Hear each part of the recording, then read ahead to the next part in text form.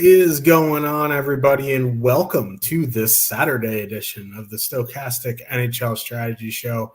I am your host, Josh Harris. We had an unexpected day off with 0 games yesterday, 14 games on Thursday. Every team is in action today, 14 games on the main slate. 3 shows into the season, my bag's already down to my lips. But joining me to help break it down, Slim Cliffy. Fun start for the depth of your Canadiens. Zach Bolduc, Oliver Kapanen, looking spicy early in the season. What's going on? Yeah, not a whole lot. Doing well. Can't complain about the first 2 games. Thought they probably should have won game 1 against Toronto and they lost. Thought they probably should have lost game 2 against Detroit and they won. That's hockey, baby. Bolduc looks good. Kapanen looks good. Dobson's look good. You know, all the guys that they brought in. So not a bad start. We'll see how it goes tonight. They're on the board again. 3rd road game, 3rd home opener they're on the road for. They're in Chicago here tonight. Another interesting 14-game slate. There's some pretty significant injury news. Obviously, we'll get to them one by one, but like Buffalo is missing like a third of its lineup at this point. Man, those Sabres, that sucks. Ottawa might be getting a key winger back. Pittsburgh may be getting a key winger back. Colorado's got a key defenseman out. So pretty significant on top of what we saw in the preseason. Pretty significant injury news starting to roll in already, both good and bad. We're going to break it all down as we go through these games. Before we get too much further, do want to shout out our boss, not technically our boss, but it's sort of our boss, Jake Harry. Whoops. Jake Harry took down the $15 on... It was the $5. The $5, sorry, on Thursday. He had Winnipeg, which had the Kyle Connor hat trick. He had a Seattle stack, which did fine. But the big one, 2 big names were Joey Decord. He saved 35 of 36, so he got the shot bonus plus the win with only 1 goal against. Then Artem Zub had the game of a lifetime. What was it? 1 goal, 2 assists with a block bonus or something like that. Just a shot bonus. Yeah, the shot bonus. That's what it was. So just a massive night for a 1.14% owned Artem Zub.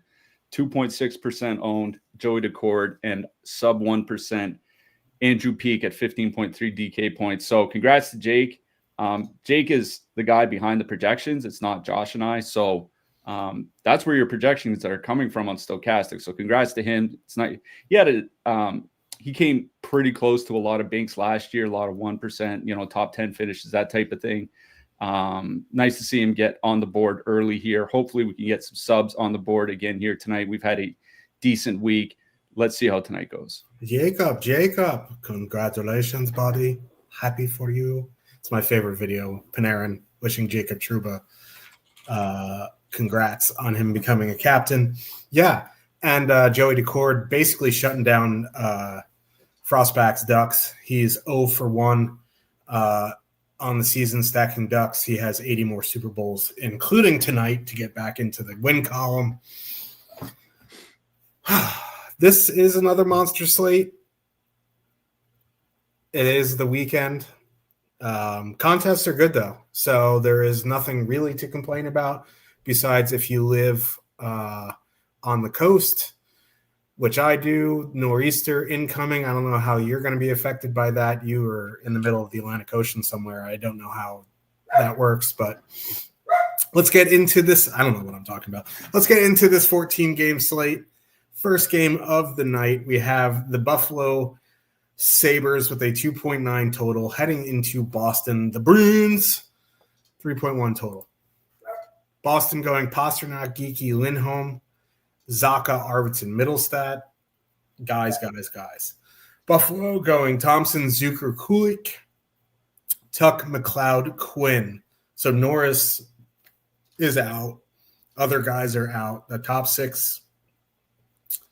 Kulik and Thompson played a fair bit last year, but I don't think it was with Jason Zucker too much. Listen, There's almost double digit ownership on Buffalo here.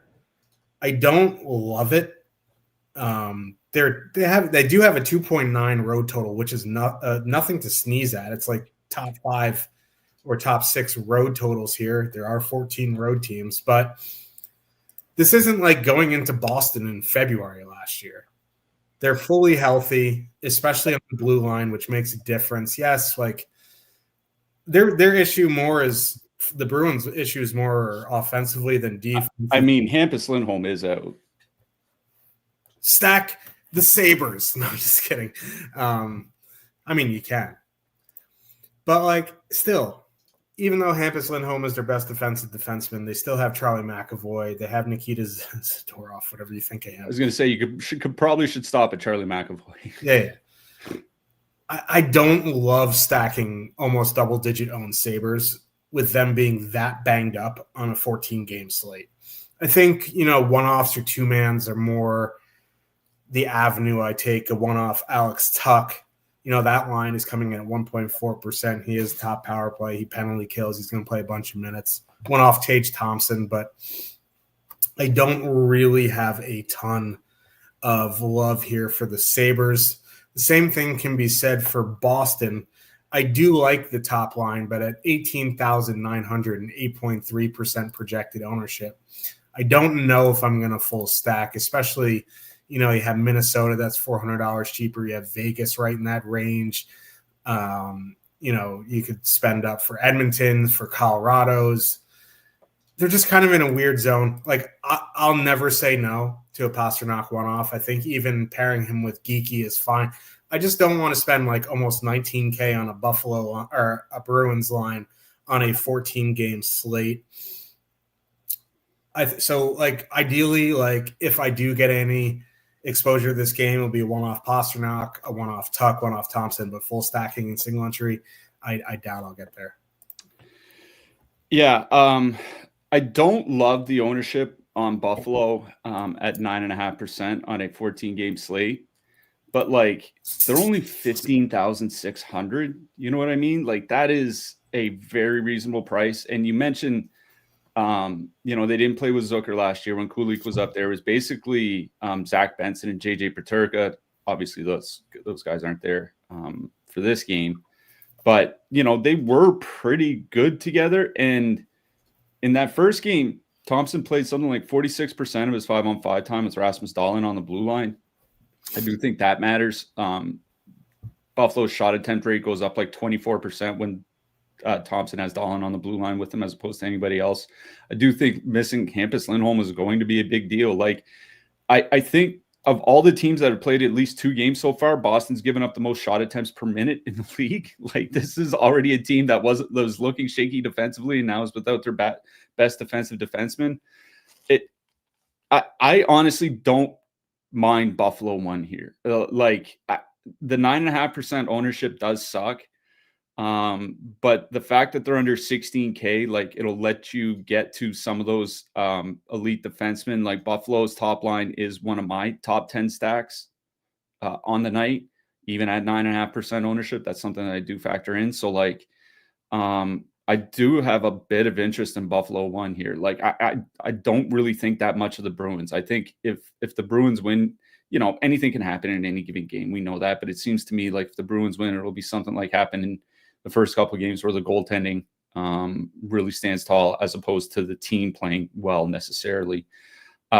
Unfortunately, on the Boston side, Boston's top line is one of the top 3 value lines for me on the board here today. Very good point per dollar value on them. As you mentioned, what am I doing here?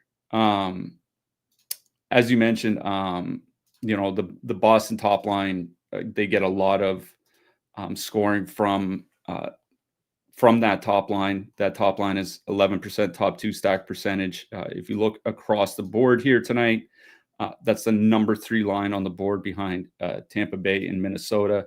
So I don't mind Boston one here. Owen Power, I think, may be back for Buffalo here tonight. That should make their defense a little bit better, if only because it takes somebody a lot worse out of the lineup, as opposed to necessarily him being a great player. I don't mind both top lines. If I play anything in this game, it'd be one of the top two lines. I think it depends what you want to do elsewhere, whether you need a mid-price line like Buffalo or a higher end line like Boston. But I do think both are in good spots. I'm not really worried about either defense on either side. I think whether you use one of them, it just depends on what you want to do elsewhere. You're muted.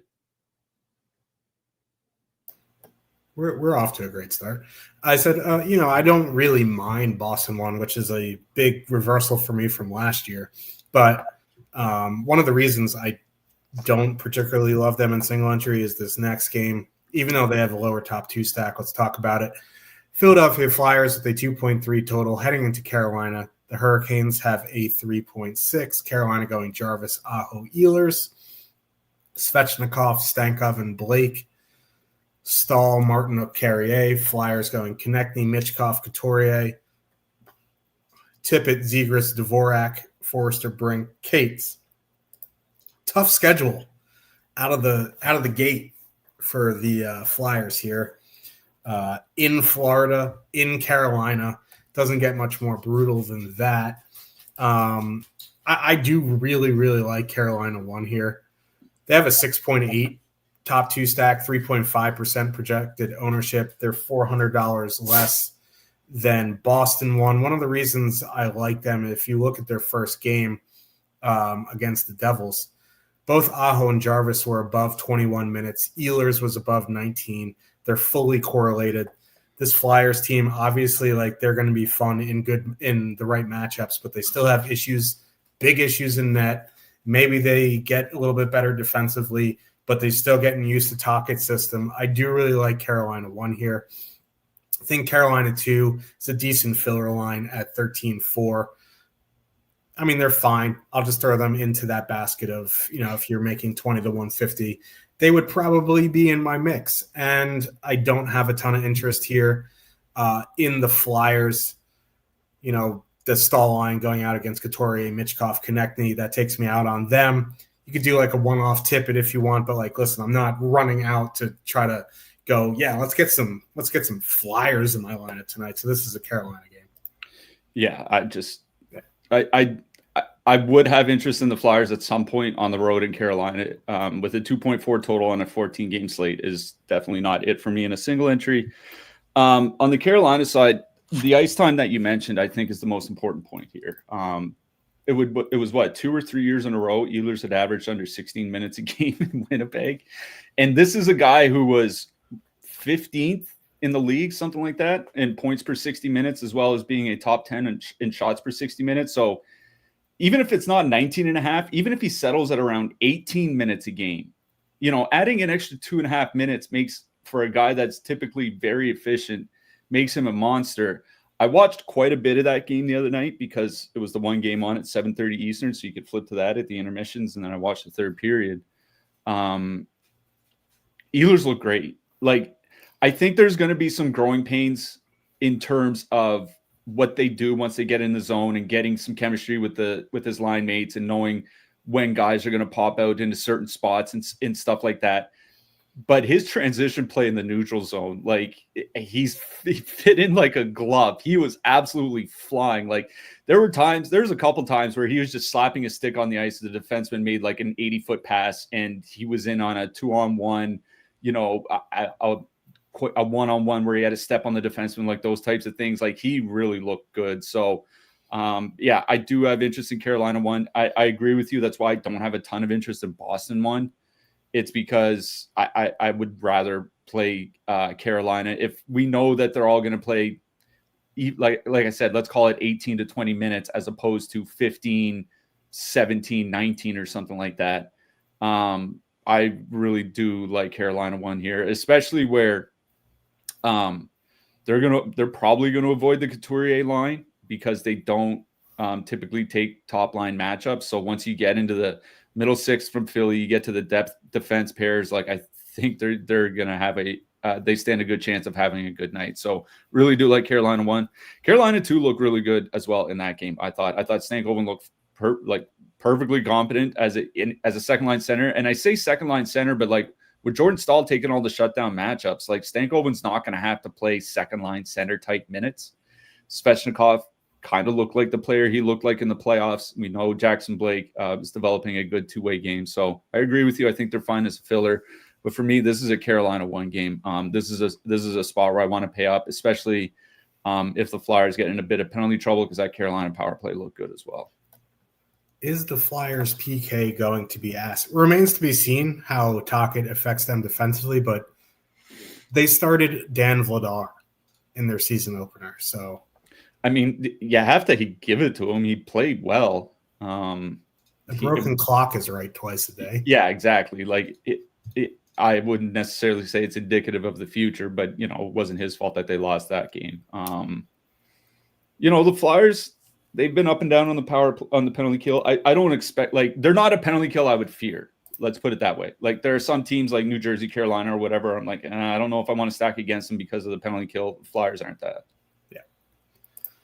Montreal Canadiens, your Montreal Canadiens, they 3.3, tied for the highest road total on the night. Going into Chicago, the Blackhawks have a 2.7 total. Montreal going Caulfield, Suzuki, Slavkovsky, the greatest of all time, Zach Balduke, Brendan Gallagher, and Kirby Dach. And then Newhook, Demidov, Kapanen. Chicago going Bedard, Burakovsky, Dach, Teravainen, Nazar, Bertuzzi. And then I think Jason Dickinson is out tonight, so it's Donato, Mikheyev, and Ryan Green. First team to make a defensive stop wins in this game. That's just the rules. I don't make them. But, so like Montreal, we were talking a little bit about their ice time the last game. They had a big lead, so it was kind of flat. But if this is a close-ish game, I would expect Caulfield, Suzuki, Slavkovsky to get their 17, 19 minutes or whatever it is. The problem is they're 18,400. They're priced right in that Boston and Carolina range. It's tough to prioritize them in single entry, especially when Marty St. Louis does try to get, ice time for his other lines. It's not like they're hurt and Caulfield and Suzuki are playing 21-22. I think they're more of an MME play for me. The Chicago team is bad defensively. They don't have a great penalty kill. So, they definitely would be in my mix if I'm MMEing. I would consider them in single entry. I just know for a fact I'm not going to get there. It's not that I dislike them. I just like others in that price range better. If you want to ride the Zach Balduke wave, that line is 10,300. They fit with anybody on this slate. Not that there's anything that's wildly expensive that you need them for, but he's hot. He's on the top power play unit right now, so I think he can go there as well. On the Chicago side, both their top two lines are 12,300 and 12,500. Funny enough, the Bedard line is cheaper.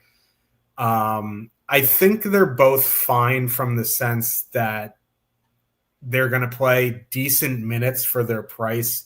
I don't particularly love them here, but again, anytime you can put in Colorado 1 and still be able to get a Bedard line in, it feels kind of weird, but I don't mind them as a filler. I just don't know. You know what I mean? I'm not going to be oh yeah, I'm putting in the Bedard line and then building around them.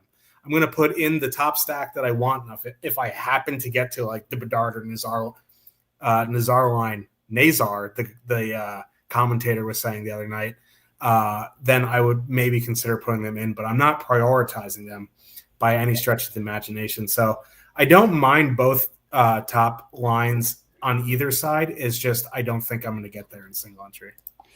Yeah.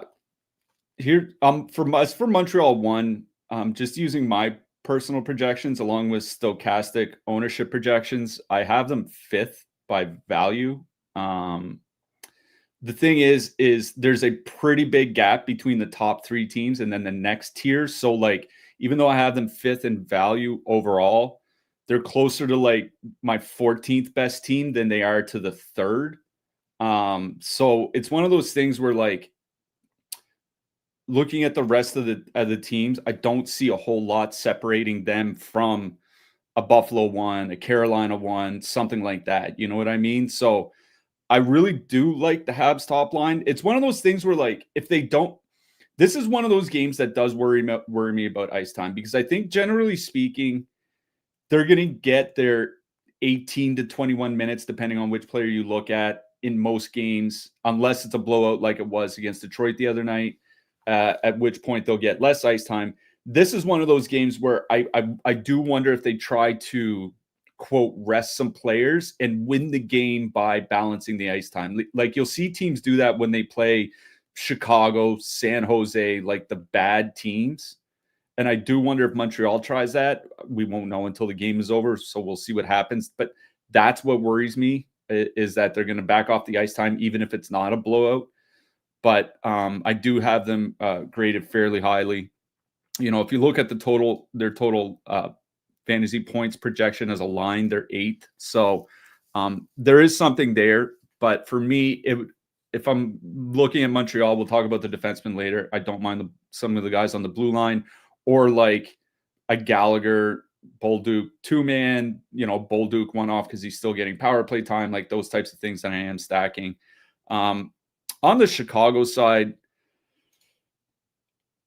one thing I'm interested in seeing is what they do with the line matching, because, you know, they have used Dickinson and Mikheyev in a shutdown role before, but obviously Dickinson is out. Like, they put Ryan Donato and Mikheyev or whomever on that third line out against Slafkovsky and company. I'm not sure.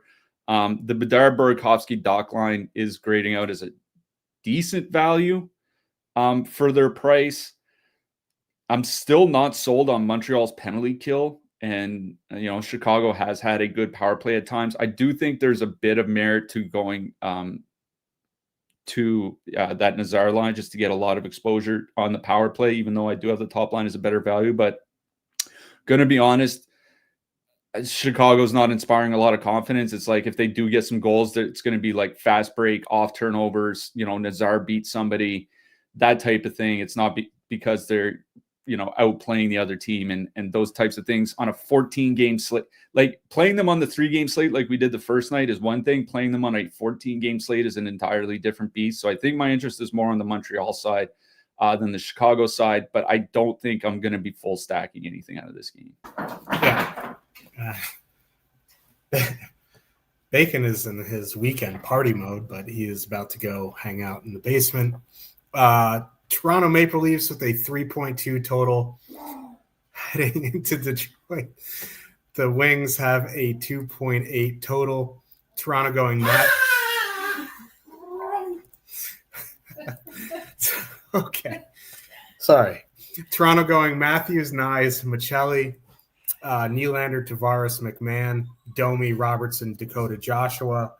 Detroit going Larkin, Raymond, Emmett, Finney, DeBrincat, Kane, Casper. I don't mind going back to Toronto 1 here. I know they didn't do anything until Matthews had the empty net goal the other night, but they played a bunch. It's not like they didn't play. They only played like 16, 17 minutes. They got their minutes. You know, Michelli, you know, wasn't super high in minutes, but again, like, he's the cheapest on that line. There, you get Nyes and Matthews on the power play. The Detroit penalty kill is really, really bad. I think this is a good buy low spot on them, considering they have a 3.2 road total, 17,700. They're a little bit cheaper than, you know, Montreal, than Carolina, than Boston. I like going back to them here. 4.2% top 2 stack, 3.3% projected ownership. You want to go to the second line, I think that's fine. Because again, like, once you get past Seider, it's a mess. But like, it's not like the Seider pair is good with Ben Sherratt there. Like, they're just not it. And then like Travis Hamonic had the worst opening night of any defenseman, but that's par for the course for Hamonic. So I think going back to Toronto, I will say Hamonic's not playing tonight. Yeah, because he was so awful. But still, like, the fact that he was even in the lineup makes you say that his replacement is not going to be that much better. This honestly, I can't believe Travis Hamonic is one of the players I've thought about the most over like the last 18 months. It's absolutely wild. Like, because it's one of those things like I just never understand why he's ever in an NHL lineup. And it's been that way for like over 2 years now. He's just consistently gets obliterated in third line minutes or third pair minutes. And again, like, they sent Eric Gustafsson to waivers. They put Justin Hall in waivers. It's like, okay, so you can get Axel Sandin-Pellikka in the lineup. And then it's also so you can get Travis Hamonic in the lineup. Like what the hell is going on? Like Jacob Bernard Docker is an upgrade. I don't think much of one. He's maybe like a low end third pair defenseman. It's better than the guy that probably should have been in the East Coast Hockey League 2 years ago. It's one of those things I'll never understand what a coach would see in playing that guy. Like if you watch the Montreal game, Montreal didn't play well. They just got Travis Hamonic to completely fuck up like 3 times, and it led to 3 goals against. It was one of those things like, I can't believe they just didn't tell him to stay on the bench. We're not playing you anymore, and pack your shit. You're done.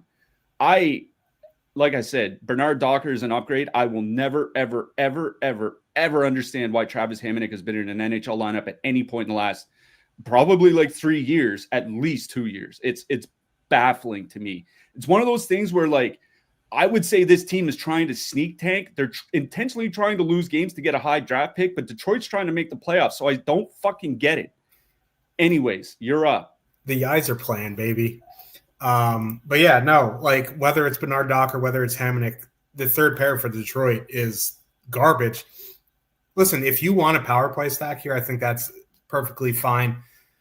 I wouldn't expect 30 or whatever DK points from Riley again, but I think, going like Matthews, Nylander, Nyes, Tavares, Nylander, Matthews, something like that really is viable. I also do like going back to Toronto 1 here. On the Detroit side, I'm going to be a broken record with them until they can find a replacement to go with Larkin and Raymond. I'm just power play stacking. They are so power play dependent anyway that, if I do go Leafs, it'd be Larkin, Raymond, DeBrincat, Kane, DeBrincat, Raymond, something like that. I don't particularly love Detroit here, but like Toronto's penalty kill isn't great. They have a 2.8 home total. It's not nothing. They've had an unbelievable power play since Todd McClellan got there. So I think getting this in the Detroit power play stacks is a decent MME play. I agree with you on Toronto. I'm just not sure about the line, right? Here's the thing. Last year, Toronto's best line by both expected goals and actual goals per 60 minutes at 5-on-5 was Nylander, Tavares, and McMahon. Right now, I do think part of it is that they never see shutdown lines, right? Like they don't take the shutdown minutes when they're at home, and they don't see the shutdown opposition forward and defenseman when they're on the road. I think that's great when you're talking about Detroit here tonight. Like once you get into, I do think Marco Kasper is a really good player. I think Patrick Kane is bad enough defensively to sink any line. He still has juice offensively, which is what we care about for fantasy. But defensively, he's just terrible. And I think it's going to hurt that second line. The third line isn't anything special. The second and third pairs from Detroit are maybe NHL quality. I kind of like Toronto too here. Now, if you want to take out McMahon, put in Matthews, make it a power play stack, because that Detroit penalty kill was bad last year. It was bad after McClellan got hired. It was bad in that game against Montreal. Like Montreal probably could have had at least 2 power play goals. They got 1. I kind of like Toronto too here tonight. It's just whether you want to take McMahon off and put Matthews on or something like that, because it is a pretty good power play spot for them. On the Detroit side, I'm going to be honest, I don't have a ton of interest in the Red Wings. And I'm going to be a broken record for the Red Wings until we figure out if Emmett Finney's any good or not on the top line. Like I said the other day on the show, they're looking for anybody to fit in on the top line because they're one forward short of a complete top 6, whether it's Emmett Finney, whether it's James Van Riemsdyk once he eventually gets back in the lineup, whether it's somebody else on the roster. We'll see what happens. But, if I'm playing a single entry on a 14-game slate, I'm not taking a chance on a guy that was a 7th-round pick 2 years ago. I would just power play stack. But I'm going to be honest, if I was going to power play stack any side, it would probably be the Toronto side anyway. Yeah, I forget the guy on the Columbus Blue Jackets, but if Yzerman was an actual sharp instead of a fake sharp, they'd go to, Yegor Chinnikov. They should go trade for Yegor Chinnikov, but they won't. Anyway, Ottawa Senators with a 2.6 total heading into Florida. The Panthers have a 3 total. Florida going Marchand, Verhaeghe, Bennett, Reinhart, Lundell, E2D2, Luster-Reinen, Mackie Samoskevich, Evan Rodriguez, Jesper Boquist. Ottawa going Brady Tkachuk, Timmy Stützle, Fabian Zetterlund. There's a chance that Drake Batherson could be back tonight. He would probably slide into Amadio's spot on the second line, making it Cousins-Perron. Batherson, that we won't know probably until warmups. Not the best matchup anyway, so I don't think I would get there anyway. But like if you are 150ing and you want like super, super low owned, super much wow low owned, it sucks that it's not like a 7-game slate because then you could get that line like under 1% on a 14-game slate. There's going to be lines around that percentage anyway, so it's not like you're getting a massive edge. But, if you do want to get them in, you get them very, very low owned. I don't particularly love Ottawa here. And every time Ottawa's on a slate in a bad matchup, I cannot get out of my head you talking about how they just don't make high-danger passes. It's just a very basic offense, and they rely on Brady Tkachuk being an absolute maniac to score goals. So, I don't particularly love Ottawa here. Not a great matchup, so, to get to them in MME, it's fine. That top line's 18-4, though. They're in that Carolina range. They're in the Boston range. Toronto's right there, so it's just it's really hard to prioritize them. On the Florida side, I don't have a ton of interest, really, in full stacking. That top line is 18,300, 5.4% top 2. I know Omar gave up whatever. He didn't look great. This is a decent defensive team. They have good pairs. Artem Zub, arguably the greatest to ever do it. That's a joke. He did have a ceiling game the other night for Jake. But listen, their issue defensively last year was honestly Travis Hamonic. And we don't need to get Cliffy fired up again because we're the same age and it's getting advanced. But they are pretty good defensively. You want to get to them in MME, that's fine. You want to get to the Lundell line in MME, that's fine.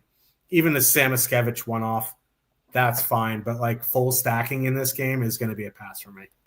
Yeah, I'll be quick here. I don't have interest in either side. Ottawa's problem is the penalty kill. 2, if not all 3 goals for Tampa the other night came on the PK, and they got one super late on with an empty net or something like that. 5-on-5, Ottawa obliterated Tampa Bay. It honestly wasn't close. All of Tampa Bay's damage came at 6-on-5 or on the power play. Now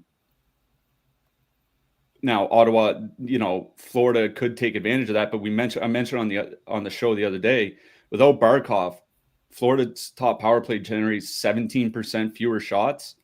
Running the double defenseman, Florida's power play shot attempts go down an additional 10% when they're running 2 defensemen. So, I'm not sure this is actually going to be a very good power play for Florida. So I'm out on the Panthers.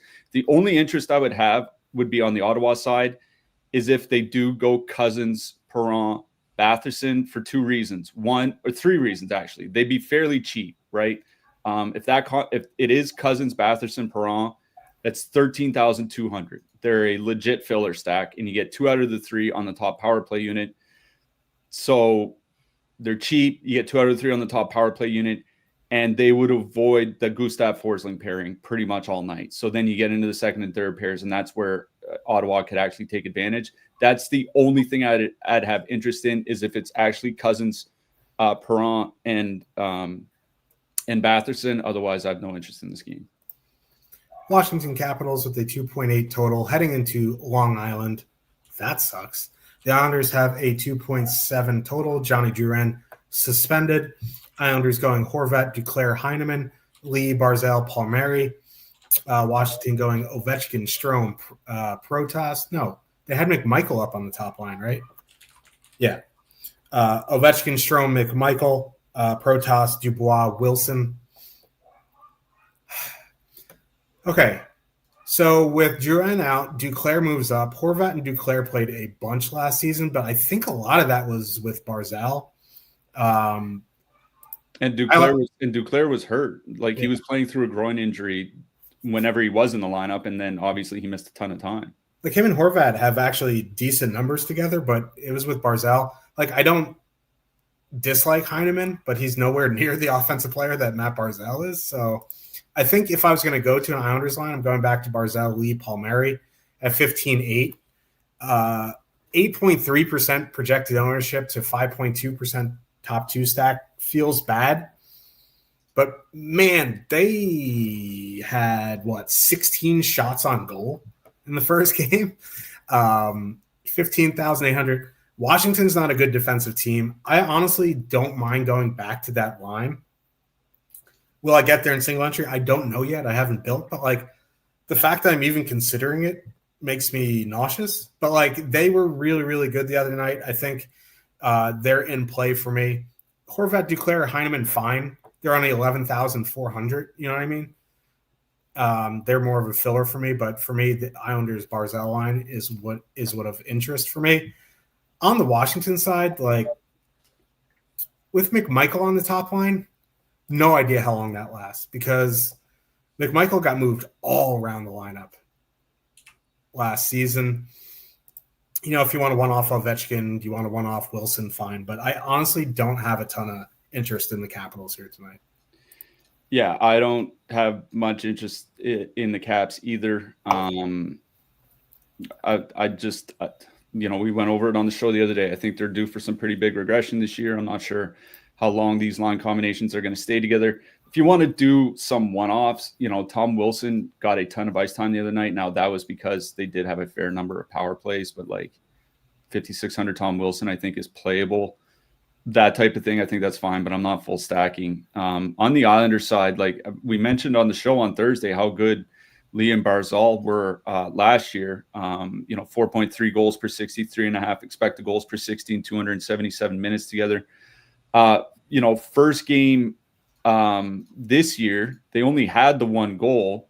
I mean, one goal is still not that bad. But they had really, really good shot generation and expected goals for metrics. They had,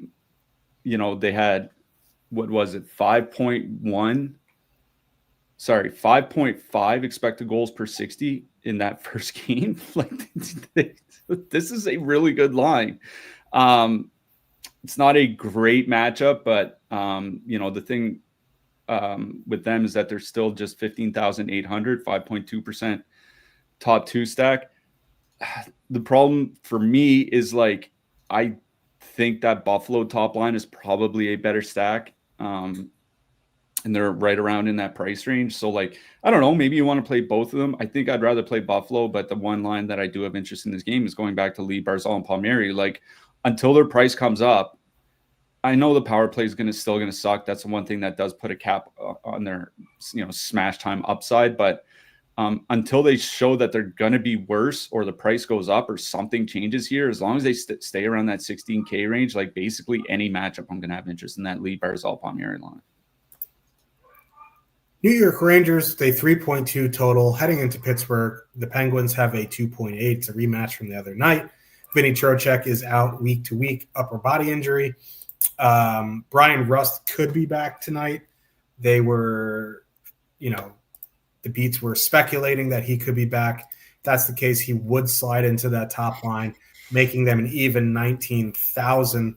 Currently constructed until we know for sure. We have Crosby, Raquel, Koivunen, Malkin, Mantha, Brazeau, Novak, Kindle, Hallander. Now, if Rust is back, do you think, Koivunen just slides down to the third line, or do you think they're going to mess with that second line? He might go to the fourth line. He might just get scratched. They don't seem to be super enamored with his play through the first couple games. So it's going to be bottom six. If Rust is back, Koivunen's bottom six, he might just be out of the lineup entirely.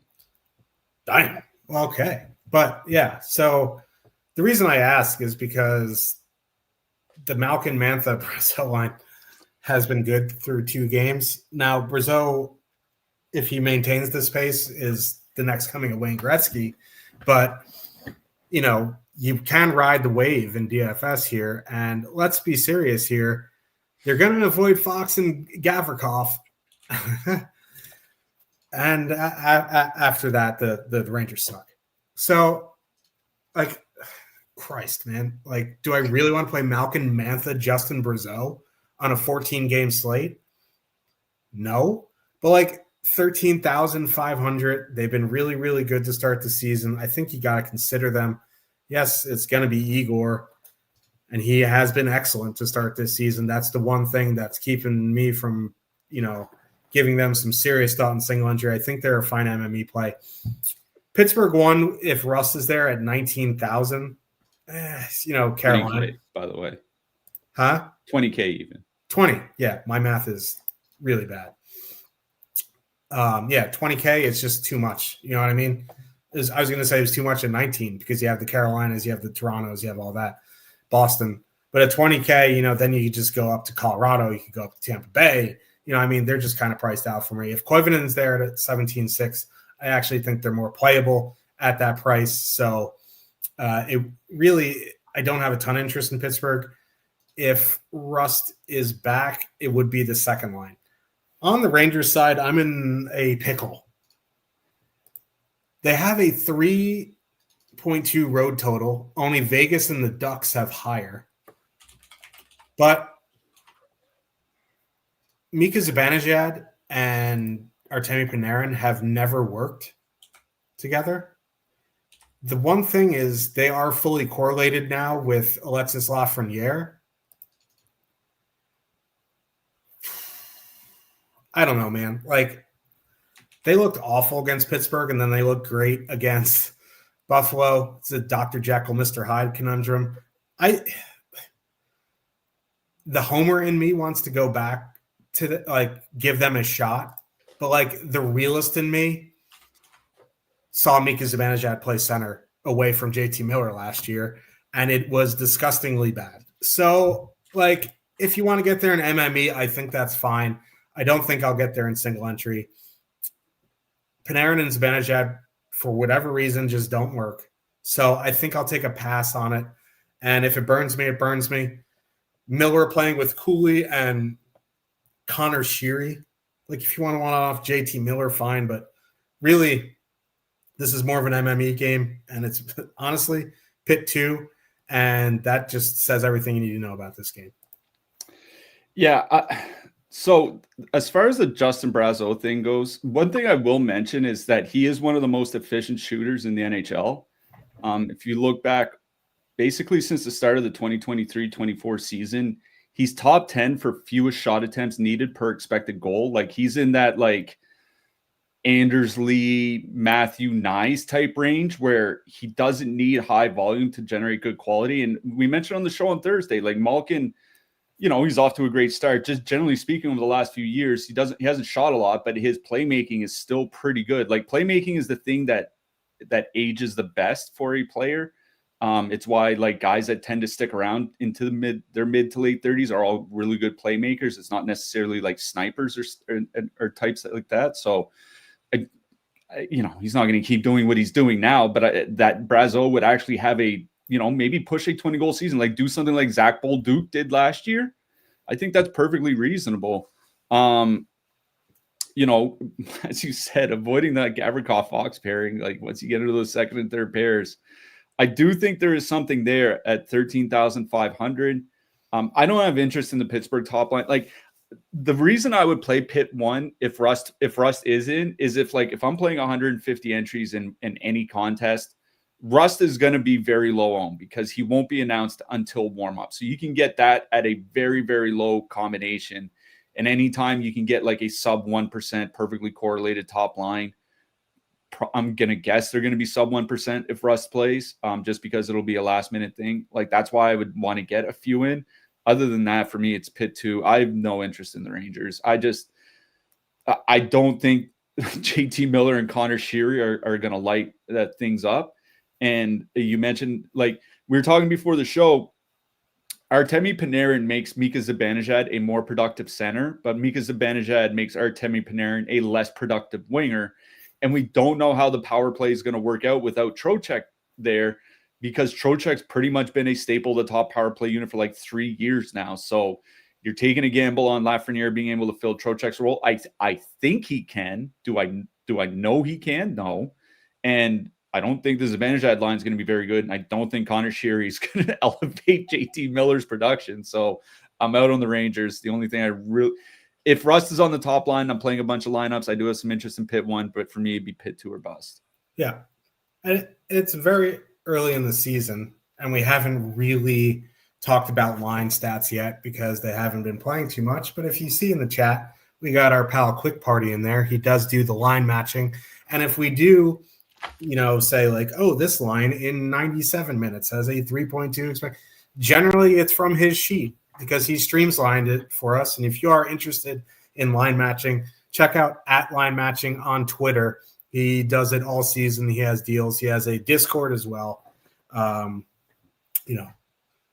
If you are like, he has everything you need in one sheet. Normally we don't pump stuff other than ours, but we both use it. It helps us as well. So he's our boy. So go check out @line-matching. Yeah, he is the Canadian version of me. Only he kind of gets what I'm saying there, but there we go.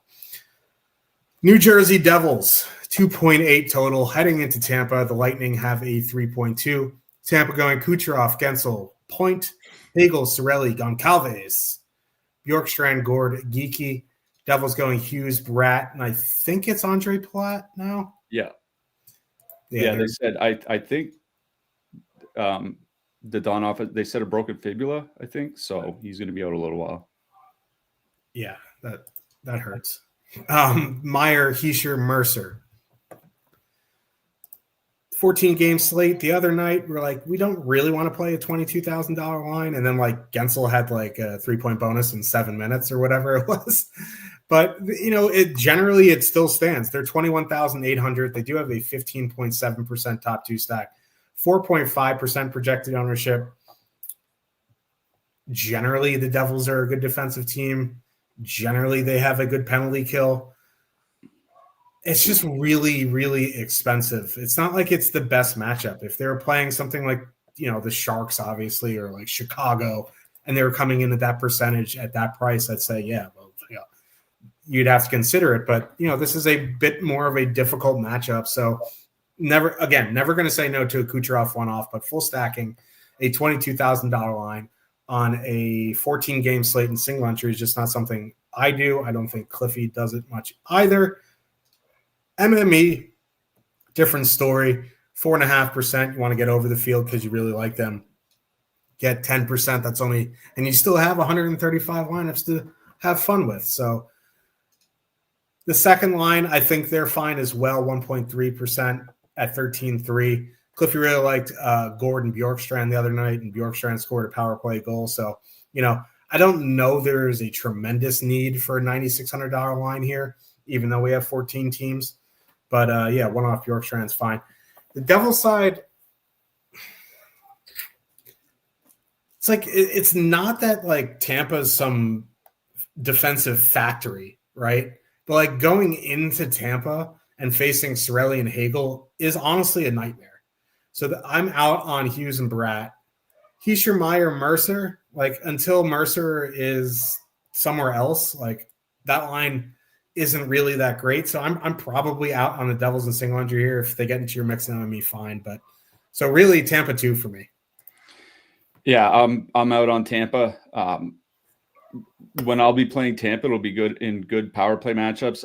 It was a good power play matchup against Ottawa. They just didn't grade out necessarily that well for me. This is a bad power play matchup. Like, I know the Devils gave up a 1 goal against on 4 penalties or 4 penalty kills against Carolina, but they only gave up like 6 shots in 6 minutes of PK time, and that's against Carolina. Like, that's not that bad. I think the Devils do have a pretty good PK, so it takes me out on Tampa entirely. For New Jersey, I kind of have interest in Meyer, Hischier, and Mercer. Like, I agree with you. I don't like Mercer, generally speaking, but I do think Hischier and Meyer are good enough to kind of support him. If you look at Nico Hischier over the last few years, whenever he's had to go out against Nikita Kucherov, whether it's when New Jersey goes into Tampa or whether they're hosting Tampa and he's in the shutdown role. They obliterate that line. And that happened the other night with Shane Pinto and Ridley Greig and Claude Giroux. They steamrolled that Kucherov line of 5-on-5. Meyer, Hischier, Mercer, 16,900. I think for me, it'd be more of a 20 max 150 type play than it would be single entry. But I do think they're going to get a good matchup against the Tampa top line. Like, I think that is a matchup that favors New Jersey. And, you get 2 out of 3 guys on the top power play unit. They're not super expensive. Again, though, like at 16,900, you're kind of in that price range that we talked about earlier with Buffalo, with the Islanders. We'll get to Utah in a second. Like, there are some lines in that price range that I'd rather play. But if I play anything out of this game, it's New Jersey too. I think it's a good matchup for them. Yeah. Columbus Blue Jackets, they 2.7 total. Heading into Minnesota, the Wild have a 3.3. Minnesota running back Kaprizov, Boldy, Rossi, Joe Eriksson, Ek, Tarasenko, Foligno. Columbus going Marchenko, Monahan, Voronkov, Jenner, Fantilli, Sillinger, Johnson, Coyle, Olivier. I kind of wanted to go back to Columbus 1 here. They didn't play a ton of minutes. Now, they only got 1 power play, but the reason I would play Columbus here is for that power play. Minnesota's penalty kill sucks. Marchenko also had 8 shots on goal the other night. He just didn't score. Listen, they're gonna get that Joel Eriksson Ek matchup, but like with Tarasenko there, I think Monahan, Marchenko, Voronkov are good enough to win that, especially with Werenski on the ice. I think going something like Monahan, Marchenko, Werenski in an MME type deal is fine. I'm not, prioritizing them by any means. It would be Columbus 1 or bust for me in 20 to 150 max single entry. I'm probably not getting there. The Minnesota side is where things get interesting because with Eriksson Ek taking that Monahan matchup, they're also taking Werenski and Provorov with them. That leaves Boldy, Rossi, Kaprizov out against a Cole Sillinger line or a Charlie Coyle line. That doesn't inspire much confidence for me if I'm a Blue Jackets fan. They're 18,500, 14.7% top 2 stack, 16.3% projected ownership. Like, that's high ownership on 14%. We're on a 14-game slate. And they're really grouped into that, like, Toronto, Carolina, Boston price range at 18.5. I do really like them. It's just like, for a quarter of the ownership, I can go play Carolina. You know what I mean? Against the Flyers. Is this Minnesota line 4 times better than Carolina? I don't think so. Like, I don't have an issue at all playing Minnesota here. I think it's a great matchup. It's a great power play matchup. It's a great 5-on-5 matchup. If I don't get there in single entry, it's an ownership thing. It is not a skill thing. I think, if you want to leave off Rossi and add in Eriksson Ek, I think that'll get you a more expensive, unique combo. But, this is a Minnesota game for me. I just, the ownership just isn't tickling my fancy. Yeah, if this was like a 7 or an 8 game slate, I think I would probably have more interest in Columbus. Minnesota is typically one of the best 5-on-5 defensive 5-on-5 teams in the league. Like, they honestly have been like a top 5 defensive team in the league at 5-on-5 for like 10 straight years or something like that. So like, and Jonas Brodin looks like he's back in tonight. So you're really relying on the Columbus power play to get at least 1, if not 2 goals. It's just on a 14-game slate on the road. Like, I'll just 150 max or something. I think that's fine. But single entry, I don't think it's going to be for me. For me, it's the Minnesota side. Minnesota is my number 1 line on the board here tonight. They're number 2 by top 2 stack percentage, but they're not that far behind Tampa Bay, and they're over $3,000 cheaper. Now, obviously, like you said, that's going to give them a lot of ownership. But, that line was excellent at 5-on-5 against St. Louis. It wasn't that they just scored and got some goals. Kaprizov had 3 assists. Marco Rossi got on the board. It's not just that. It's that they legitimately had good 5-on-5 numbers. They're probably going to get depth matchups from Columbus here. And like you said, once you once you get into the depth matchups and Zach Werenski isn't on the ice, this Columbus team is not going to be that good. So I really, really do like Minnesota 1 here. Like if I'm avoiding the 20K plus lines here tonight, and I'm looking for one of those like $18,000-ish lines, for me, Minnesota 1's at the top of the board. Like you said, it just depends whether you're comfortable having them at 16% ownership or something like that, as opposed to much lower ownership with, someone like Carolina or Montreal or something like that. Yeah. I mean, listen, I don't care about ownership if I play them. Like, I don't know how to explain this properly. The ownership doesn't bother me, but I would rather play someone lower owned in a similar spot. Like, I don't know what I'm trying to say, but I don't know. When I figure it out, I'll let you know in the Discord. It's been a weird day. Utah, Mammoth, not Mammoths, the Mammoth. They 3.1 total heading into Smashville. Great city, by the way. The Predators have a 2.8 total. Utah going Genther, Cooley, Peterka, Schmaltz, McBain, Keller. Nashville going Forsberg, O'Reilly, Martin. Looks like Evangelista is back in on the line with Stamkos and Svechkov, and then Bunting, Haula, Marchessault. Brady Martin played 12 minutes the other night. They were winning, and they still took him off the line. So I'm not really sure what their plan is for him. I don't have a ton of interest in full stacking anything from Nashville anyway. It would be some sort of power play stack. Utah's penalty kill isn't great. I don't particularly love the prices here. I think, one off Forsberg's always in play, one off Marchessault, one off Stamkos, something like that. My interest is on the Utah side, and it would be that top line of Cooley, Genther, Peterka at 16,500, 8.4% top two stack, 13.9% projected ownership. Another one of these chalky spots, but the price definitely is driving that ownership. This is certainly should be a good line. Excuse me. Like Cooley and Genther played extensive minutes last season together, but I think a lot of that was with Alex Kerfoot. Peterka is at least an offensive upgrade. So I do really, really like that line. There's no real matchup concerns. There's no matchup concerns. Like, yeah, they'll see a fair bit of Yossi, but like Yossi's more of an offensive threat than a defensive threat at this point of his career. So I do really like Utah 1 here. It's just a matter of if you can handle that ownership. You want to go to the second line, 14,100. You save 2,400. You still get two guys on the top power play. I think they're fine, but if I was going to play Utah, it would be that Cooley Genther line. Yeah. On the Nashville side, like if I were going to do anything, like you said, it would be some sort of power play stack. The power play was good last year. They scored in that first game against Columbus. I think it was Ryan O'Reilly got the goal. Utah's penalty kill, when you combine how many times they were shorthanded per game last year, which was about 3.1 times shorthanded per game. They're one of the most penalized teams in the league. Like they're up there with like the Montreals of the world.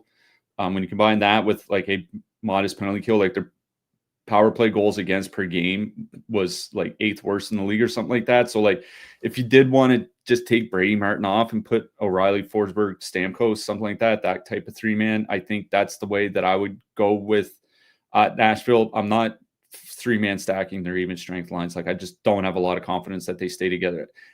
Like you said, the fact that they had a 2-1 lead and Brady Martin played like 2 shifts or something like that in the third period, like that's just a no for me, dog. On the Utah side, like that Utah Genther, Cooley, Peterka line, they did get a bunch of minutes in that game. For me, they're my number 4 team on the board, but they're at the top of the second tier. You know what I mean? Like there's 3 teams at the top that I have all kind of grouped together. And then because of their price and really high projection, I have Genther, Cooley, and Peterka at number 4. fair amount of ownership at 14%, but it looks like Utah's going 11-7 again here tonight, and that means a lot of ice time for the forwards. So I agree with you. There's no matchup concerns. Like, of the mid-price lines, like if you're looking between like 14 and 17K, this line is at the top of the list for me. It's just a question of whether you want to play them at like 15% ownership or something like that. Whether you do or not, that's up to you. But their point projection is high. The price is modest. They're going to get a lot of ice time tonight as well. You're muted. Rough day yesterday in crypto land, by the way. If you're in crypto and you're still alive, like your wallets are still packed. Crazy day yesterday. I'm a little flustered if you couldn't tell. Dallas Stars with a 2.8 total. Heading into Colorado, the Avs have a 3.3. I think this is an actual good hockey game. I'm not sure this is a great game for DFS. Dallas's lines were just straight up blendered the whole game. Like Sagan and Duchesne kind of stayed together. Rantanen and Hintz kind of stayed together.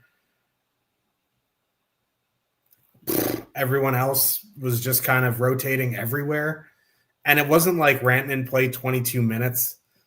He played 18. There wasn't a ton of minutes to go around here. So, like, if anything on the Dallas side, it's one-offs or some sort of power play stack. But the Avs have a good decent penalty kill. They're decent defensively. I don't love them until they kind of figure out what the hell they're doing with their lines and they start running them for more than 3 shifts at a time. One off Rantanen, one off Wyatt Johnston, something like that, but don't particularly love Dallas here. I don't love Colorado either at their price, $21,800, same price as Tampa won. Dallas, what they did on defense was just play Heiskanen, Harley, and Lindell all the minutes, and everyone else just kind of cycled. So I would imagine one of Heiskanen or Lindell are going to be on the ice every time Colorado one's on the ice. Not that that's like a massive deterrent, but Jake Ottinger, they have a good blue line. They have a good penalty kill. 21,800 is a bit pricey for me on this slate. They are coming in with under 1%. So if you want to get over the field in MME, that's fine. This is just an MME game for me. A better actual hockey game. Yeah, I think if you're playing Dallas and you're stacking, you have to do some sort of power play stack just because we have these lines got absolute, like Sam Steele lasted like 3 shifts on the top line. Jason Robertson got cycled onto Hintz and Rantanen's line at some points. Maverick Bork got a spin or two there. Like there's just guys constantly, like even Colin Blackwell didn't last that long next to Sagan and Duchesne. So like if you want to do like a Rantanen Johnston 2-man, maybe they play some minutes together, or like a Hintz Rantanen 2-man, they'll probably play half the game at 5-on-5 together plus power play. Like that's something. Other than that, it's just one-offs. On the Colorado side, I think I agree with you on that top line. Like for me, like if I'm playing a 21,000-ish plus line, I'm playing Tampa Bay. So like I'm kind of in the same boat as you, where like Colorado 2 I think is too expensive, considering you only get Brock Nelson on the top power play unit, and it's not necessarily a great matchup going up against Dallas. Like the thing with Dallas last year, the reason they gave up some goals sometime is because they were playing like Matt Dumba and Ilya Lyubushkin, and like a lot of their defensemen were injured. Like this is actually a good defensive group now, especially with Lyubushkin playing like 12 minutes or whatever. Like, once they get him out of the lineup, it's going to be even better. So for me, like if you want to play Colorado 1 as like a pivot from Tampa, like I get it. But for me, I'd just rather play Tampa 1. So it's not a lot of interest in stacking here. Vancouver Canucks with a 2.7 total heading into Edmonton. The Oilers have a 3.3. Edmonton going McDavid, Draisaitl, Frederick, Henrique, Howard, Tomasek, they're now in the player pool. Nugent Hopkins, Mangiapane, Matt Savoie. Vancouver going Pedersen, Besser, DeBrusque, Kane, Lekaramaki, Braden Coots, and then Garland, Hedel, Archie, Baines. Looking at the game log, from Vancouver's first game, the two Canucks that led them in ice time were Hedl and Garland. Pettersson was 15 and change. There wasn't heavy minutes anywhere, but the fact that Hedl and Garland led them in minutes and are 11,900, they'll probably play well together. Listen, Vancouver loves Archdeep Baines. I don't particularly see it. It's kind of like Columbus with Cole Sillinger. I don't get it, but he's there. They're 11-9. I don't love Vancouver here, but if I was going to play a line, it would be Hedl Garland. And the fact that, it's probably Stuart Skinner in net or worse. No, Pickard's starting. Yeah, or worse. Is he worse? Maybe no. But the fact that Calvin Pickard has to start the second game of the season, yikes. But yeah, it would be Hedl Garland for me. I need to see more from Pettersson before I start uncorking 18,300 for 15 minutes of Elias Pettersson. On the Edmonton side, I think there is some merit going back to Edmonton 1 here. I don't particularly love the matchup, especially with Hughes and Chronic in the lineup. Vancouver is a good defensive team. They have Demko in net. I think, for 20,200, I prefer them to Colorado. I'd still, if I'm going above 20K, I'd rather still play Tampa. But I think, if you go above 20K, they're fine. For me, I'm probably going to be living in the 18K or below. I know Frederick burned some people. He had a 0-0-0, but he's going to stick there for now. So it would be the Hedl line. It would be the McDavid line, obviously, but I don't love either. Yeah, I think Hedl Garland is fine. Maybe the Edmonton goaltending sucks again. It has quite a bit over the last few years, but on a 14-game slate on the road, I'm out on Vancouver. For Edmonton, you can take out Frederick and put in Tomasek and make it a power play stack, and it's 19,400 for a Leon Draisaitl, Connor McDavid power play stacked line. That seems kind of fine to me. So that I don't mind doing that.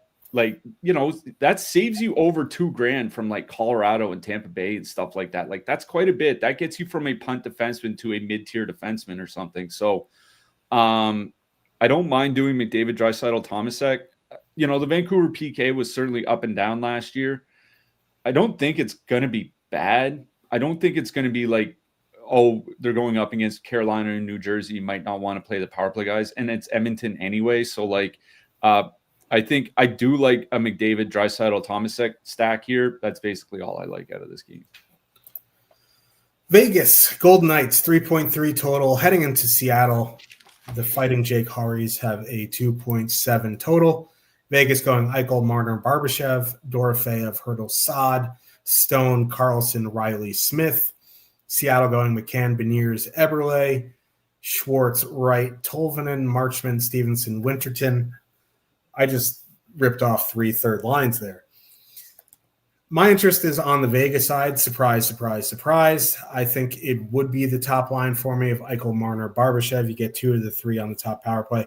Now, Seattle is one of those teams who don't take a ton of penalties, but the penalty kill sucks type deal. I think as the season goes on, we're going to be you know what? I don't really want to be stacking against Joey Decord. Last year, we picked on Seattle a bunch because Seattle, for some reason, loved giving Philip Grubauer starts, who shouldn't be in the NHL. So, I don't particularly love Vegas 1 here. They are 19K, and there are cheaper lines, $200 to $500 cheaper, that I like better. I think they're an interesting play just because, there isn't Seattle's fine, but there isn't a matchup concern where I go, man, I don't want to see them.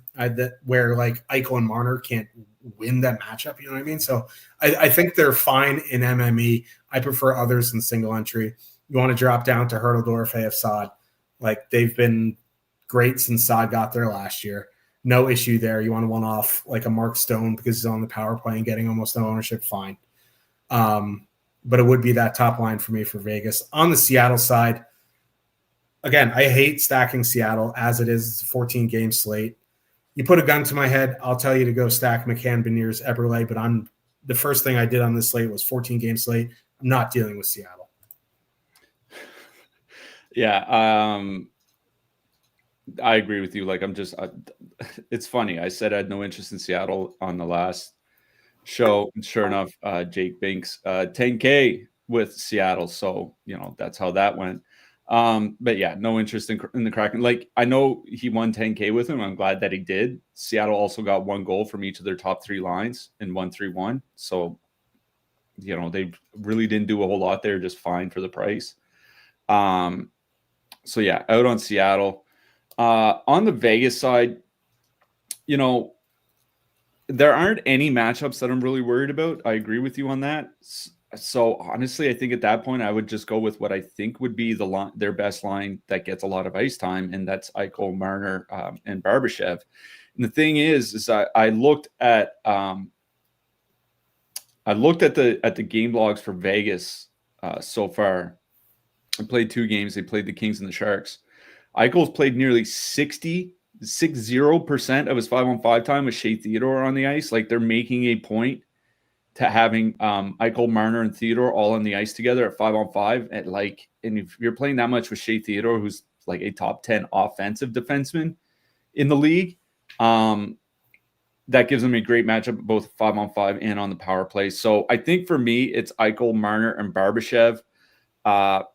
The problem that I'm running into is, like, for $400 more, you can play that McDavid, Draisaitl, Thomasek stack that we just talked about. There are some lines around that 18K-ish. We talked about Carolina earlier. Minnesota isn't that far off. So, like, there are lines in that price range I think I'd rather play. All in all, I don't know if I'm going to be stacking either side here. If I do, I would just be going to Eichel, Marner, and Barbashev because of the ice time, because of how much they play with Shea Theodore. Yeah. And, Eichel, the greatest winger of all time. Let's get to the late hammer. Oh, baby. Super Bowl for Frostback. Anaheim Ducks with a 3.3 total. Heading into San Jose, the Sharks have a 3.1. How bad are the Ducks defensively that the Sharks have a 3.1? We were talking about, like, stacking Celebrini with, like, 2.4s all last season. They have a 3.1 here.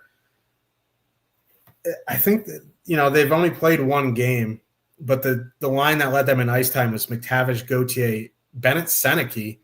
Bennett Seneke played 17 and a half minutes for someone who wasn't even, like, guaranteed to be on the roster. Dude's got thrown right into the fire. He scored. I think that's interesting.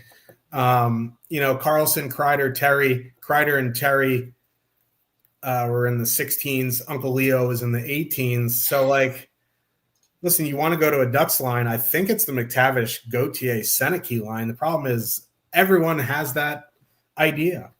But they are only 13,400, 11.5% projected ownership. The issue that I'm running into is, like, I know they split power play time, but they're not on the Jackson Lacombe unit. And Jackson Lacombe played like 9 million minutes the other night, and that Leo Carlson line, is fully correlated. So, like, I get that you don't want to spend the extra 2,600 to go play 16 minutes of Kreider and Terry. But, like, they're coming in at 0.3%, and they're fully correlated against one of the worst blue lines in the history of blue lines. So, like, I'm fine with the McTavish line. I think it's kind of like I can't believe I'm comparing the Ducks to the Kings here, but it's usually like, the Byfield line gets a ton of ownership, and then the Kings Kopitar line doesn't get any ownership, but they are fully correlated, and you know what I mean? So, like, I don't mind going to Carlson here. McTavish still would be my favorite line because there's no 5-on-5 matchup that concerns me at all. It's just a lot of ownership there. On the Shark side, I think I would power play stack. You want to go to Celebrini, Smith, Kurashev with 12.6% projected ownership. I will do a lot of things in NHL DFS. I'm not sure I can slam chalk Philip Kurashev on a 14-game slate.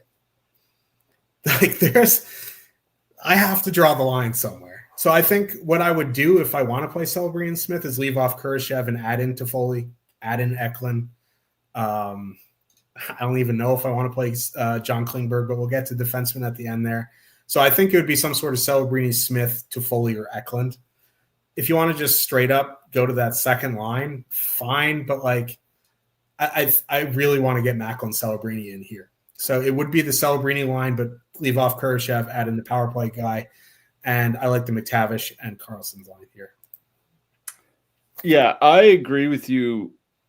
I think for me, it's Carlson, Terry, and Chris Kreider, just because, I mean, the one game ice time thing, I'm not going to really hang my hat on that. You know what I mean? Maybe it does end up that the McTavish line is kind of like the top line. I'd still consider Carlson, Terry, Kreider as the top line. That top line really controlled the play in game one. Leo Carlsson had 7 shot attempts. Like, that was the thing earlier in his career, is that he wasn't shooting a lot. He started shooting a lot more late in the season last year. Decent amount of shot attempts in that first game. So that's nice to see. They are perfectly correlated. The Sharks don't have a good penalty. Well, I'm assuming they won't have a good penalty kill. They didn't last year. There's no matchup concern for me, no matter who they face. So the fact that they're coming in with almost no ownership, that's what's kind of appealing to me. Like, if you want to go and play that cheaper Anaheim line because they fit with something else, like, I think that's fine. But for me, like, absolutely no ownership on Anaheim one. That is very appealing. On the San Jose side, like Kurashev scored in game one, and it was one of the probably the worst thing to happen to me in the NHL season thus far, because it's like, maybe they do find a little bit of chemistry with Celebrini, but like, this guy couldn't find chemistry with Connor Bedard. Why would he find some with Macklin Celebrini? Can you imagine what kind of guy is this, that he goes from Connor Bedard to Macklin Celebrini? You know what I mean? It's like, what has he done? Anyways, just big mad about Phil Kurashev. Like, you could say he's a decent playmaker. It's like, okay, he can't do anything else. Like, I said the other day, like, his best case scenario is that he ends up on Michael Granlund. His worst case scenario is that teams keep giving him minutes that he shouldn't be getting. I think 14,700 is fine. I'm going to be honest, though. Like, I would probably rather go play McTavish. If I'm going to play an over-owned line like that's around that price range, I'd rather just go play McTavish and Gauthier. So I honestly think I'm out on the Sharks here tonight. For me, this is an Anaheim game, and I'm in on the Carlson line. Man, Frostback just absolutely passing out from that commentary. Let's talk about defensemen here. Yeah, and it's Mrazek for the Ducks tonight, by the way, if that changes anything for you. I mean, like, not overly. Just was really hoping they give Nedeljkovic like a redemption game, but it is Askarov starting for the Sharks. Let's talk about defensemen here. Guys 6K and up are Brandon Montour, Jake Sanderson, Noah Dobson, Evan Bouchard, Adam Fox, Rasmus Dahlin, Roman Josi, Quinn Hughes, Zach Werenski, and Cal McCarr. I honestly don't love the top range here tonight. Like, sure, McCarr is fine. Sure, Werenski's fine. Sure, Quinn Hughes is fine. I think if I'm going to play guys in that top range, it's honestly going to be Rasmus Dahlin or Josi. Like, obviously, you can go up and go play McCarr, Werenski, Hughes. I just think they're not in the best matchups here. So it would be Josi or Dahlin for me up top. Also, I would be remiss if I didn't say that Sam Dickinson going to be in the Sharks lineup tonight. He has been priced. I don't know what to expect for him, but he is one of the top defensive prospects in the NHL. Wouldn't shock me to see him play anywhere between 11 and 16 minutes. Yeah, I don't think he's going to play a ton of minutes. I guess we'll see what happens. To start at the top, like, listen, man, Evan Bouchard, 6,300. For me, that's kind of hard to ignore. I think he's still, like, I think he was like 57 or 58 the other night, and I think 6,300, he's still underpriced considering how much he shoots the puck. So Evan Bouchard's number one for me amongst the expensive guys. Number two would be Rasmus Dahlin.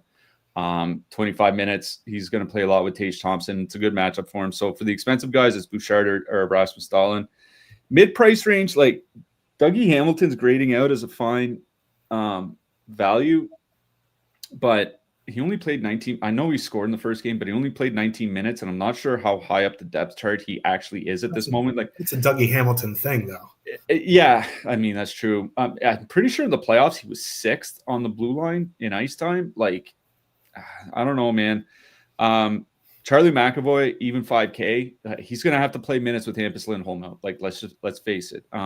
Moritz Seider, I think he's fine. He's in a decent matchup here tonight. Like, Jackson Lacombe is very reasonably priced considering the matchup. He's going to get a lot of ownership, and I'm not concerned about high ownership on one defenseman in my lineup. Do I have to say John Klingberg? Like, the guy did play 22 and a half minutes the other night. San Jose does have a 3 total. He's running the top power play. I'm not playing him. I'm playing Jackson Lacombe. I'd play Jackson Lacombe instead, but he's grading out well. Morgan Riley, it's not a bad matchup for Toronto. He honestly looked good in that first game against Montreal. Even with, aside from scoring that goal, he was jumping up quite a bit. He's the only guy on the blue line I think who consistently move the puck. So, like, if they score goals one way or another, it's probably going to be because of him. Rasmus Anderson, as long as he stays under 5K, I have interest in Anderson. He's a shot and block machine. Sam Rinzel, I know we're not big on Chicago, but he's, decent amounts of ice time, still running the top power play. Cheaper guys, Brett Kulak, like Jake Wallman's still out, so Kulak's probably going to get 20-plus minutes. Luke Hughes running the top power play for New Jersey. He's under 4K. He's fine. Sean Walker's a guy that puts up good peripherals on a per 60-minute basis. He played 21 minutes the other night on the top pair with Jacob Slavin. So I don't mind Sean Walker for his price. Andrew Peak, Jake Binked with him the other night. Again, another defenseman without Hampus Lindholm in the lineup is going to have to see some decent minutes. For cheaper guys, Axel Sandin-Pellikka from Detroit, under 3K, running the second power play. Listen, if Detroit does anything this year, it's going to be because he brings some stability to the second and third pairs. He's going to get into ice time. Sam Dickinson, you mentioned him. He's been priced for San Jose. Connor Timmins, he got 19 minutes in the first game playing on the second pair for Buffalo. He can put up decent peripherals if he plays 19, 20 minutes. I do worry with Owen Power back that he doesn't play 19 again, but for under 3K, it might be worth finding out. Let's talk about goalies here. Top of the board, Freddie Anderson, Aiden Hill, Calvin Pickard. And then, it gets a little bit more reasonable. Igor Shesterkin, Logan Thompson, Jeremy Swayman, Bob, and Montembeault. If I'm spending up here, it's either for Igor Shesterkin or Jeremy Swayman. It would probably be Igor for me. But, I do really like some of these guys under 8K. I think Vasilevsky, going back to Vasilevsky here is fine.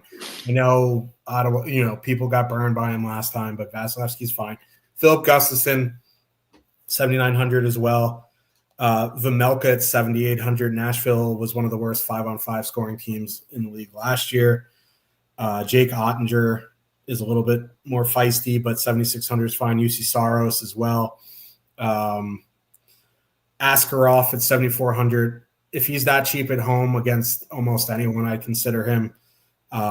This is, I don't know how winnable it is for the Sharks, but I think he can get you close to a saves bonus. If I'm spending down, it's probably for Thatcher Demko if he starts, but I think I'm going to be living in that Askarov to Vasilevsky zone, 79 to 7,400. Yeah, Philip Gustafson leads by fantasy points per dollar on Stochastic here tonight. I do think it's a good matchup for him. He's not one of the more super expensive goalies, so I think Gustafson makes sense.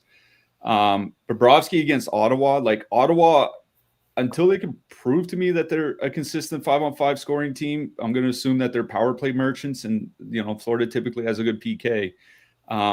Jeremy Swayman is interesting. He's not projecting super well. To me, that seems like one of those games where if Boston wins, it's because Swayman has a good game. It's not because they win 6-5 or something like that. You know what I mean? So, but I still think Gustafson is the top of the board for those high-ish price goalies. Askarov, I agree with you. I think he's certainly in play here tonight at 7,400.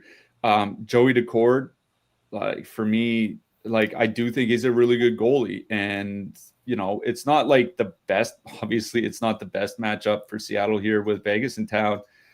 Joey Decord is 6,900, and I think you can make an argument he's a top 10 goalie in the league. So like that's another one of those games where like if Seattle wins, I don't think they win 5-4. I think they win because Joey Decord has a good game. Spencer Knight is the other guy. I kind of get a little bit of reticence from playing, basically any goalie from the Chicago Blackhawks, but